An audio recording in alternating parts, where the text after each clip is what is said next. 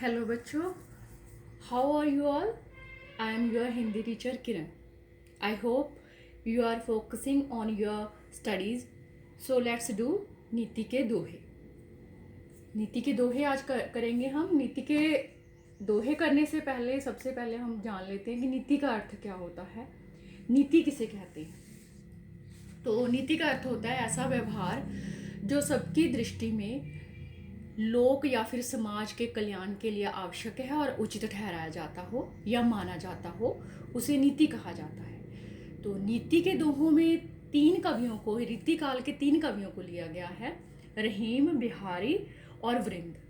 तो सबसे पहले हम करेंगे रहीम. रहीम के दोहे शुरू करने से पहले हम रहीम के जीवन के बारे में थोड़ा सा जान लेते हैं. रहीम का जन्म 1553 में हुआ और उनकी मृत्यु 1625 में हुई. इनका पूरा नाम अब्दुल रहीम खान खाना था. पिता का नाम बैरम खां था. रहीम अकबर के दरबार के 9 रत्नों में से एक थे. रहीम संस्कृत, फारसी, अरबी, ब्रज और अवधी भाषाओं के बहुत अच्छे जानकार थे. मुसलमान होते हुए भी इन्हें हिंदू गाथाओं और पौराणिक कथाओं का बहुत अच्छा ज्ञान था. रहीम सतसई इनकी प्रसिद्ध पुस्तक है जिसमें इन्होंने जीवन के गहरे अनुभवों को दर्शाया है. तो चलिए हम करते हैं रहीम के दोहे. पहला दोहा है, कही रहीम संपत्ति सगे, बनत बहुत बहुरीत, विपत कसौटी जे कसे, सोई सांचे मीत. तो इसकी व्याख्या करने से पहले हम इसके कठिन शब्दों के सरल शब्द देख लेते हैं क्या होंगे. कही का अर्थ होता है कहते हैं, संपत्ति का अर्थ होता है धन दौलत, सगे संबंधी या फिर रिश्तेदार, बनत बनते हैं, बहु का अर्थ होता है अनेक, रीति का अर्थ होता है ढंग या फिर प्रकार, विपत का अर्थ होता है मुसीबत, कसौटी जे कसे मापदंड के, कसौटी के मापदंड के ऊपर खरा उतरना, किसी भी मापदंड के ऊपर खरा उतरना, सोई वही, सांचे सच्चा, मीत का अर्थ होता है मित्र. तो इसका प्रसंग क्या होगा. प्रस्तुत दोहा रहीम द्वारा रचित नीति के दोहे में से लिया गया है. इसमें कवि ने सच्चे मित्र के लक्षणों के बारे में बताया है कि सच्चे मित्र में कौन कौन से गुण होने चाहिए. तो व्याख्या हम करते हैं. कही रहीम संपत्ति सगे, बनत बहुत बहुरीत. रहीम जी कहते हैं कि जब आसपास हमारे आसपास धन दौलत होती है या फिर हमारे पास पैसा होता है, संपत्ति होती है, बनत बहुरीत, तो हमारे अनेक प्रकार से सगे संबंधी बनते हैं, मित्र भी बनते हैं, सभी हमें पूछते हैं, हर कोई हमारे साथ संबंध रखना चाहता है. विपत कसौटी जे कसे, सोई सांचे मीत.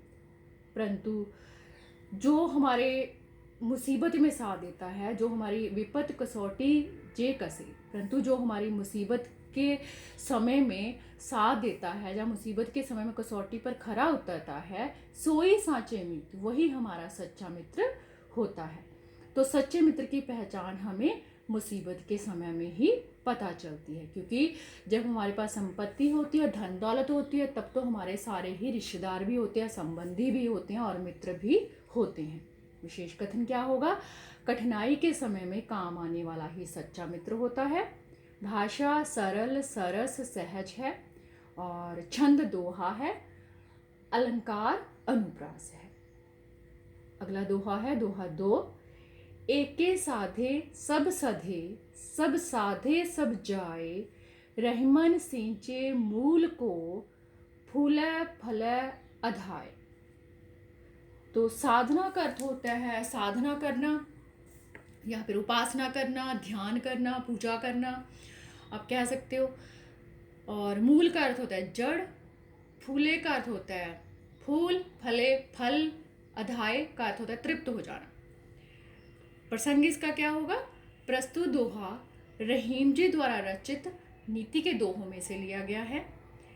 इस दोहे में कवि ने एक ही इष्ट को, एक ही आराध्य को की आराधना करने पर बल दिया है। इसमें कवि कहना चाहते हैं कि हमें एक ही इष्ट की उपासना करनी चाहिए, एक ही ईश्वर की आराधना करनी चाहिए, हमें अपना ध्यान इधर उधर नहीं भटकाना चाहिए। तो व्याख्या क्या होगी? एक ही साधे सब सधे। कवि कहता है कि एक को साधने से ही सब साधे सब जाए, सब कुछ सध जाता है। कि अगर हम एक ही भगवान की उपासना करते हैं तो हम उसे प्राप्त कर लेते हैं। रहमन सींचे मूल को, फूले फले अघाई। वैसे ही रहीम जी कहते हैं, वैसे ही जैसे एक वृक्ष की मूल को, जड़ को सींचा जाता है, माली उसकी जड़ को सींचता है, उसकी जड़ को पानी देता है, फूले फले अधाई, और उसकी जड़ को पानी मिलने से ही उसके फल फूल सब तृप्त हो जाते हैं, पूरा पेड़ तृप्त हो जाता है। उसी प्रकार से हमें एक ही इष्ट की, एक ही आराध्य की उपासना करनी चाहिए। इधर उधर अपना ध्यान नहीं भटकाना चाहिए। विशेष कथन क्या होगा? अपना ध्यान एक ही लक्ष्य पर केंद्रित होना चाहिए, तभी हमें सफलता प्राप्त होती है। चाहे वो हमारा लक्ष्य हो, चाहे वो ईश्वर की उपासना हो, कोई भी कार्य हो, तो हमें एक ही कार्य पर अपने ध्यान को केंद्रित रखना चाहिए। भाषा सरल है, भावानुकूल है, दोहा छंद है और अनुप्रास अलंकार है। दोहा 3। तरुवर फल नाही खात है, सरवर पियह न पान, कही रहीम पर काज हित, संपत्ति सिंचे सुजान। तो इसके सरल अर्थ क्या होंगे? तरुवर का अर्थ होता है पेड़, फल फल, खात का अर्थ होता है खाना, सरवर का अर्थ होता है तालाब जिसमें पानी होता है, पान पानी, पर काज हित दूसरे की भलाई के लिए किया गया काम, संपत्ति धन दौलत, सिंचे का अर्थ होता है इकट्ठा करना या एकत्रित करना, सुजान का अर्थ होता है अच्छे लोग या फिर सज्जन लोग। प्रसंग इसका क्या होगा? प्रस्तुत दोहा रहीम जी द्वारा रचित नीति के दोहों में से लिया गया है। इस दोहे में कवि ने परोपकार की महत्ता पर प्रकाश डाला है। परोपकार की महत्ता मतलब दूसरों की भलाई पर प्रकाश डाला है कि हमें दूसरों की भलाई करनी चाहिए। व्याख्या इसकी क्या होगी? तरवर फल नहीं खात है। कवि कहता है कि वृक्ष कभी भी अपने फल स्वयं नहीं खाता, सरवर पिए न पान, और ना ही तालाब कभी भी अपना जल स्वयं पीता है। तो कहे रहीम पर काज हित। तो रहीम जी यहाँ पे अच्छे लोगों की बात कर रहे हैं, जो सज्जन लोग होते हैं उनकी बात कर रहे हैं। रहीम जी कहते हैं कि जो सज्जन लोग होते हैं, रहीम पर काज हित, संपत्ति संचय सुजान, के जो सुजान लोग होते हैं, सज्जन लोग होते हैं, वो संपत्ति धन दौलत इसलिए इकट्ठा करके रखते हैं ताकि वो दूसरों की भलाई कर सकें, मुसीबत आने पर दूसरों की सहायता कर सकें। विशेष कथन क्या होगा? मनुष्य को अपनी धन संपत्ति का सदुपयोग दूसरों की भलाई के लिए करना चाहिए। भाषा सरल है, दोहा छंद है और अनुप्रास अलंकार है। दोहा 4। रहीमन देखे बड़ेन को, लघु न दीजिए डार, जहाँ काम आवे सुई, का करे तरवार। तो इसमें सबसे पहले हम इसके सरल अर्थ देख लेते हैं। बड़ेन का अर्थ होता है बड़े, लघु का अर्थ होता है छोटा, डांटा का अर्थ होता है छोड़ना, और तरवार का अर्थ होता है तलवार। तो प्रसंग इसका क्या होगा? प्रस्तुत दोहा रहीम जी द्वारा रचित नीति के दोहों में से लिया गया है। इस दोहे में कवि ने कहा है कि हमें छोटी वस्तु के महत्व को अनदेखा नहीं करना चाहिए, या फिर हम यह भी कह सकते हैं कि हमें कभी भी अपने जो निर्धन रिश्तेदार या फिर दोस्त होते हैं उनको अमीर या फिर धनवान दोस्तों के आगे हमें उन्हें तुच्छ नहीं समझना चाहिए, दोनों को समान महत्व देना चाहिए। व्याख्या इसकी क्या होगी? रहीमन देख बड़ेन को, लघु न दीजिए डार। रहीम जी कहते हैं कि किसी भी बड़े व्यक्ति अथवा वस्तु को देखकर हमें छोटे व्यक्ति अथवा वस्तु को छोड़ना नहीं चाहिए। अथवा उसका तिरस्कार नहीं करना चाहिए, उसे तुच्छ नहीं समझना चाहिए, क्योंकि यहाँ काम आवे सुई का करे तलवार, क्योंकि यहाँ पर सुई काम करती है, वहाँ पर तलवार काम नहीं कर सकती। अर्थात जो यहाँ पर हमारे जो जिनको हम निर्धन या फिर तुच्छ समझते हैं वो लोग हमारे काम आते हैं, वहाँ पर बड़े और धनवान लोग काम नहीं आ सकते। विशेष इसका कथन क्या होगा, हमें बड़ी वस्तु अथवा संपन्न व्यक्ति को देखकर छोटी वस्तु अथवा निर्धन व्यक्ति की उपयोगिता को नहीं भूलना चाहिए। दोनों का समान अर्थ है, दोनों का समान भाव है। तो भाषा सरल है और भावानुकूल है, दोहा छंद है, अनुप्रास अलंकार है। तो आगे हमारे दोहे हैं बिहारी के। तो बिहारी के दोहे शुरू करने से पहले बिहारी जी के बारे में थोड़ी सी जानकारी प्राप्त कर लेते हैं। बिहारी का जन्म 1603 में हुआ और मृत्यु 1664 में हुई। महाकवि बिहारी लाल का जन्म ग्वालियर में हुआ। बिहारी ने आचार्य केशव राय से काव्य कला की शिक्षा ग्रहण की। कहा जाता है कि शाहजहां ने बिहारी को आगरे बुलाया था और पुरस्कृत किया था। इसके बाद ये जयपुर के राजा जयसिंह के आश्रय में चले गए थे। वहाँ इन्होंने सतसई की बिहारी सतसई की रचना की। बिहारी सतसई इनकी एकमात्र रचना है जिसमें 770 दोहे हैं और भाषा ब्रज है। इन्होंने भक्ति, नीति और प्रकृति के ऊपर दोहों की रचना की। तो चलिए हम करते हैं बिहारी के दोहे। दोहा नंबर 5।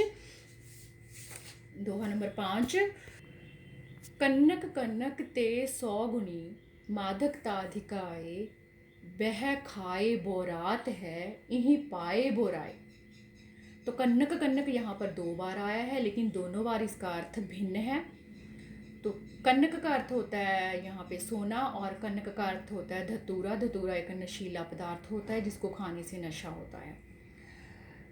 मादकता का अर्थ होता है नशा, और बोरात का अर्थ होता है पागलपन या फिर पागल। बोराई का अर्थ भी होता है पागल। तो इसका प्रसंग क्या होगा। प्रस्तुत दोहा बिहारी द्वारा रचित नीति के दोहे में से लिया गया है, जिसमें कवि ने यह बताया है कि धन और वैभव का नशा मनुष्य को पागल बना देता है। धनी व्यक्ति नशा करने वाले व्यक्ति की तरह व्यवहार करने लग जाता है। व्याख्या इसकी क्या होगी। कन्नक कन्नक ते 100 गुनी मादकता अधिकाय। महाकवि बिहारी कहते हैं कि धतूरे की तुलना में जो सोना होता है उसमें 100 गुना अधिक नशा होता है। कि जो धतूरा होता है नशीला पदार्थ, उससे भी अधिक नशा सोने में होता है, क्योंकि धतूरा तो खाने के बाद ही नशा करता है, जबकि सोने को प्राप्त होने पर ही नशा हो जाता है। वह खाए बोराए, कि धतूरे को तो खाने पर नशा होता है, यही पाए बोराए, लेकिन सोने को तो प्राप्त करने पर ही नशा हो जाता है। जो नशा धतूरा खाने से होता है उससे कहीं अधिक नशा सोने को प्राप्त करने से होता है, अर्थात व्यक्ति अहंकारी हो जाता है। यहाँ पर सोने को प्राप्त करने वाले नशे का अर्थ क्या है, अहंकारी हो जाना। विशेष कथन क्या होगा। धन संपत्ति को पाकर मनुष्य अहंकारी बन जाता है। दोहा छंद है, भाषा ब्रज है और यमक अलंकार है। दोहा नंबर 6।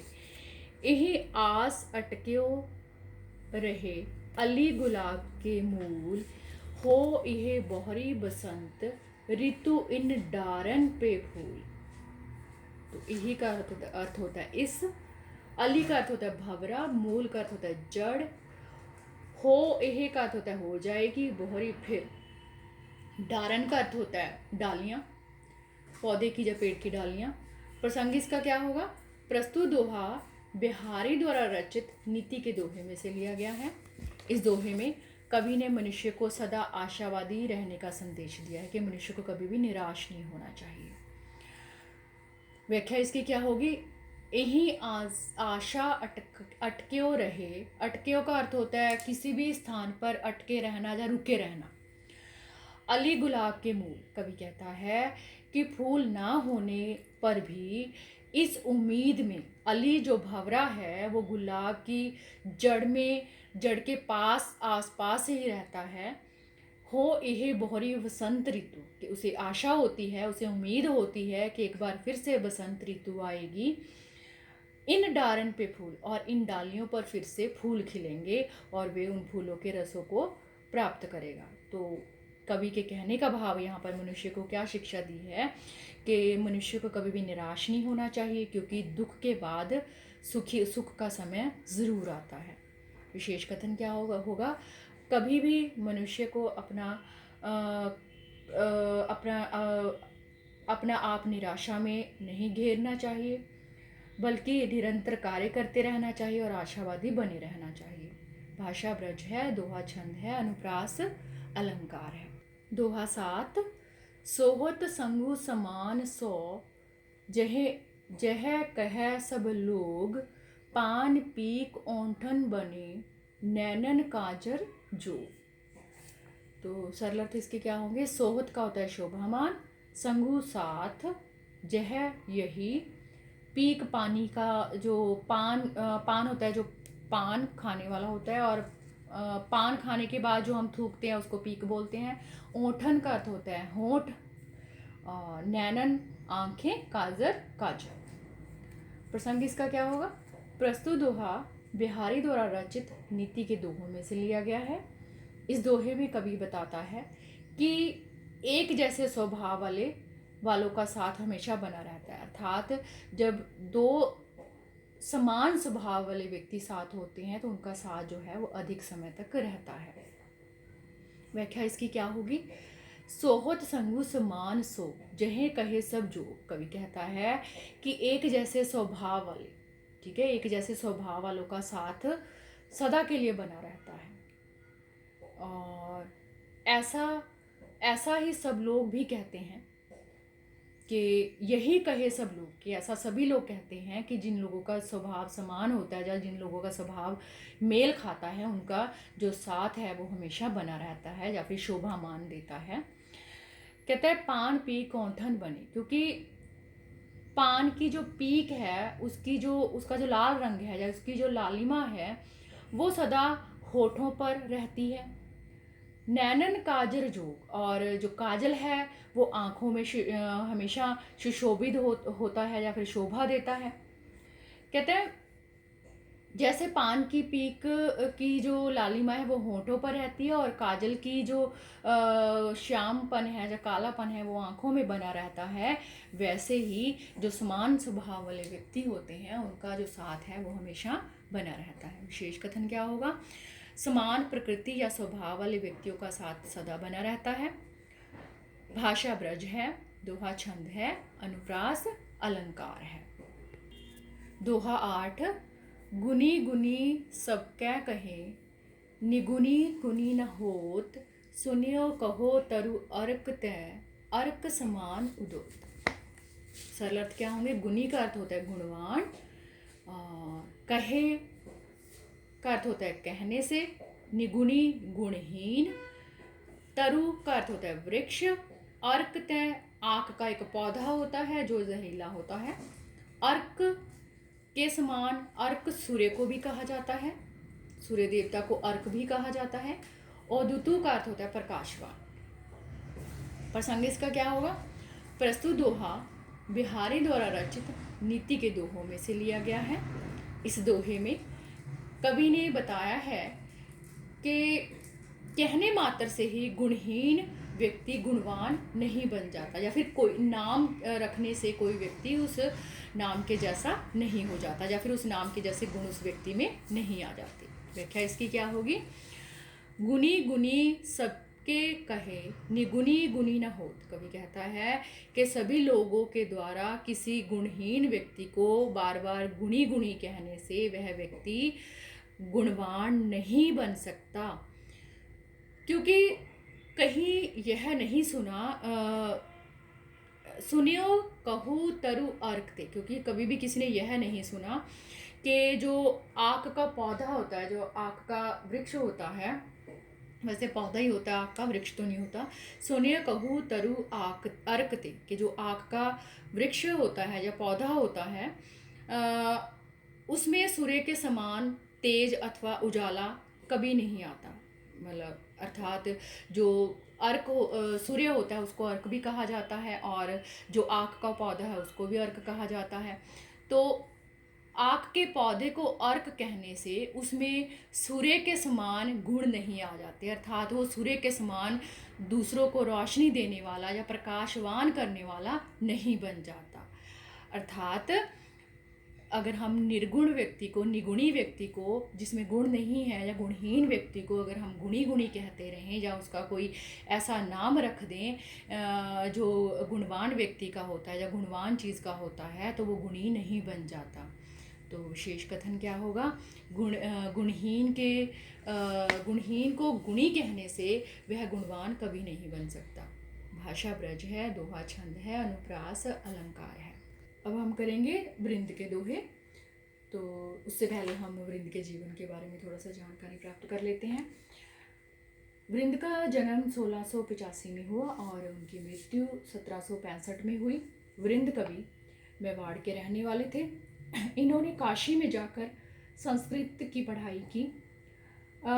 ये कृष्णगढ़ के नरेश राज सिंह के गुरु भी थे और इनके वंशज अब भी कृष्णगढ़ में रहते हैं। इन्होंने बहुत सी रचनाओं की रचना की। वृंद सतसई इनकी प्रमुख रचना है, जिसमें नीति के 700 दोहे हैं। इनके नीति के दोहे जन साधारण में या फिर आम लोगों में बहुत ही ज़्यादा लोकप्रिय हैं। तो चलिए हम करते हैं दोहा 9। और दोहा है, करत करत अभ्यास के जड़मति होत सुजान, रसरी आव जात ते सिल पर परत निशान। तो यहाँ पर कवि क्या कहना चाहता है? सबसे पहले हम इसके सरल अर्थ देख लेते हैं। अभ्यास का अर्थ होता है प्रैक्टिस या फिर अध्ययन करना, और जड़मति का अर्थ होता है मूर्ख, सुजान का अर्थ होता है विद्वान, पढ़ा लिखा, जिसको बहुत ज़्यादा नॉलेज होती है। रसरी का अर्थ होता है रस्सी, सिल का अर्थ होता है पत्थर, निशान निशान, परत का अर्थ होता है पढ़ना, पढ़ जाना। प्रसंग इसका क्या होगा? प्रस्तुत दोहा वृंद द्वारा रचित नीति के दोहों में से लिया गया है। इस दोहे में कवि ने यह बताया है कि निरंतर अभ्यास करने से, अध्ययन करने से, प्रैक्टिस करने से मूर्ख भी विद्वान बन जाता है। व्याख्या इसकी क्या होगी? करत करत अभ्यास के जड़मति होत सुजान। कवि कहता है कि बार बार अभ्यास करने से मूर्ख व्यक्ति भी विद्वान बन जाता है। या फिर हम कह सकते हैं कि अगर कोई भी व्यक्ति जो कम अक्ल व्यक्ति है या फिर ज़्यादा बुद्धिमान तेज़ बुद्धि का व्यक्ति नहीं है, जो कि मध्यम बुद्धि का व्यक्ति है, अगर वो भी किसी काम को बार बार करता है तो वो भी एक दिन बड़ा विद्वान बन जाता है। रसरी आव जात ते सिर पर परत निशान।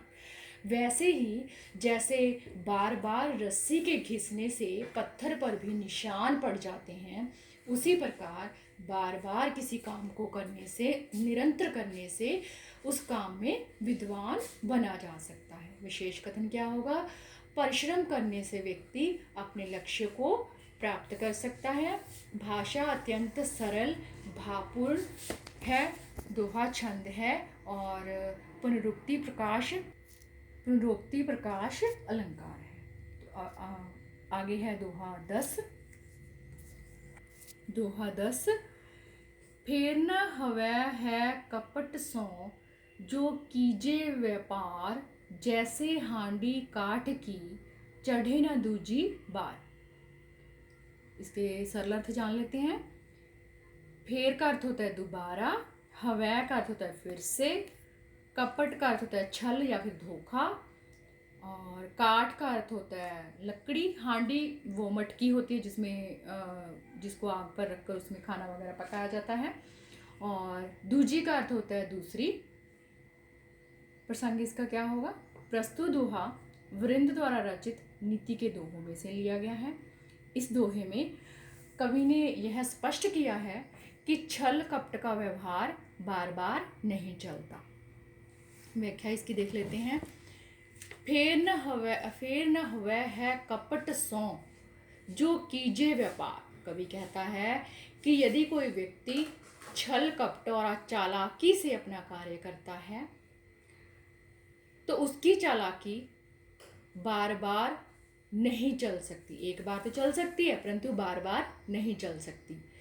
जैसे हांडी काट की चढ़े ना दूजी बार, वैसे ही जैसे लकड़ी की हांडी को एक बार तो आग पर चढ़ाया जा सकता है परंतु उसको बार बार आग पर नहीं चढ़ाया जा सकता। इसका विशेष कथन क्या होगा? छल कपट का व्यवहार बार बार नहीं चलता, अर्थात हम किसी को एक बार धोखा दे सकते हैं, बार बार नहीं। भाषा सरल है, भावपूर्ण है और दोहा छंद है। दोहा नंबर 11। मधुर वचन ते जात मिट, उत्तम जन अभिमान, तनिक शीत जल सो मिटे, जैसे दूध उफान। मधुर का अर्थ होता है मीठे, वचन का अर्थ होता है शब्द या फिर वाणी, उत्तम का अर्थ होता है महान, जन लोक और या लोग, अभिमान का अर्थ होता है घमंड या फिर अहंकार, तनिक थोड़ा सा, शीत जल ठंडा पानी, उफान का अर्थ दूध, उफान का अर्थ होता है दूध का उबलना या दूध का उबाल। प्रसंग इसका क्या होगा? प्रस्तुत दोहा वृंद द्वारा रचित नीति के दोहों में से लिया गया है। इस दोहे में कवि ने मधुर वाणी के प्रभाव का वर्णन किया है कि हमें हमेशा मधुर और मीठी वाणी बोलनी चाहिए। व्याख्या इसकी क्या होगी? मधुर वचन ते जात मिट, उत्तम जन अभिमान। कवि कहता है कि मधुर वचनों से, मीठे वचनों से, मीठी वाणी से, मीठे बोलों से किसी भी अभिमानी व्यक्ति के अहंकार को खत्म किया जा सकता है। तनिक शीत जल सो मिटे, जैसे दूध उफान। उसी प्रकार से जैसे उबलते हुए दूध में अगर हम ठंडे पानी के छींटे मार देते हैं तो वो दूध का उबाल जो है वो रुक जाता है, उसी प्रकार से हम अपने मीठे वचनों से, अपनी मीठी वाणी से, अपने अच्छे व्यवहार से हम घमंडी या फिर अभिमानी या फिर अहंकारी व्यक्ति को शांत कर सकते हैं। और विशेष कथन क्या होगा? अपनी मीठी वाणी के प्रयोग से हम क्रोधी या फिर अहंकारी व्यक्ति के अभिमान को शांत कर सकते हैं। भाषा सरल है और सहज है और भावपूर्ण है। दोहा नंबर 12। अरि छोटो गनिए नहीं, जाते होत बिगार, तृण समूह को तनिक में, जारत तनिक अंगार। सरल अर्थ इसके देख लेते हैं सबसे पहले हम। अरि का अर्थ होता है शत्रु या फिर दुश्मन, गनीय का अर्थ होता है मानना, बिगाड़ का अर्थ होता है बिगाड़ना, तृण का अर्थ होता है तिनका, तनिक क्षण भर या पल भर, जारत का अर्थ होता है जलाना, तनिक छोटा सा, अंगार आग का अंगारा। प्रसंग इसका क्या होगा? प्रस्तुत दोहा वृंद द्वारा रचित नीति के दोहों में से लिया गया है। इस दोहे में कवि ने संदेश दिया है कि अपने छोटे से छोटे शत्रु को भी, दुश्मन को भी कभी भी हमें कमज़ोर समझने की भूल नहीं करनी चाहिए। व्याख्या इसकी क्या होगी? अरे छोटो गनिए नाही, कि अपने जो शत्रु होता है, दुश्मन होता है, उसको कभी भी छोटा नहीं मानना चाहिए। जाते होत बिगाड़, नहीं तो इससे वो हमें बहुत ज़्यादा नुकसान हो सकता है। तृण समूह को तनिक में, जारत तनिक अंगार। वैसे ही जैसे तिनकों के ढेर को आग का केवल एक छोटा सा अंगारा क्षण भर में जलाकर नष्ट कर देता है, वैसे ही अगर हम शत्रु को, दुश्मन को कम समझते हैं, छोटा समझते हैं तो हमें भारी हानि का सामना करना पड़ सकता है। विशेष कथन क्या होगा? कभी भी किसी भी कार्य को अथवा शत्रु को कम नहीं समझना चाहिए। भाषा सरल है और सहज है, भावपूर्ण है, दोहा छंद है, अनुप्रास अलंकार है। तो बच्चों, यह थे आपके नीति के दोहे। Hope you loved my explanation and please like, subscribe and share Hindi Kosh. Thank you and take care of yourself.